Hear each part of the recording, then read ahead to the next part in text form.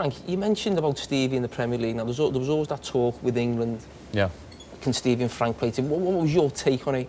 Should only one of you have played, or could you have maybe changed it differently, or a manager done something differently with the two of you? I think there were times when he could have done something different. I certainly will take personal responsibility if ever I don't reach levels, and I certainly, at times of World Cups, I think England games, it's difficult, it's high level, and sometimes I'll be honest enough to say personally, I don't want to talk for Stevie, but I think there were definitely times when I think that we could have been managed better. There could have been a way to get the best out of us. When we were both in our prime, playing very regularly for Liverpool and Chelsea in the Champions League, scoring goals, being involved heavily. We went away with England sometimes and you're playing a 4-4-2, Stevie's asked to sit, Stevie's on the left. Do you think a lot of it was formation-wise? I think a little bit. I mean, I played with Capello for 2 or 3 years in the holding role as such, as a two, you know, so a little bit of a chance to go forward, and I wasn't playing that for Chelsea ever.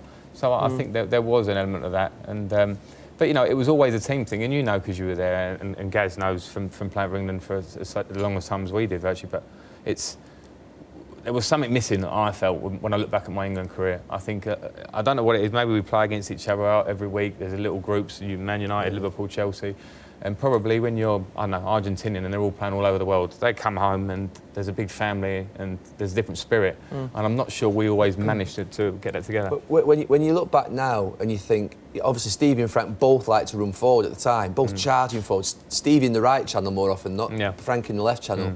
And you think Scholes was pushed out to left. You think if Scholes had just sat behind them, like a Pirlo or that type of player, you see Schweinsteiger's been moved from a winger, Pirlo's been moved from a number 10, and Scholes had that control to play that. You think you'd like to see that now in the peak. When you think that could have worked, but it was never ever experimented with. It was never explored. It was never seen. And you think, what a shame that could have been. You know, we always, you know, shoehorning players out onto the left-hand side, whether it be Stevie, Scholes, and you just think there must have been a way to fit them in somewhere. I thought you helped Sven pick the team. We will have to leave it there.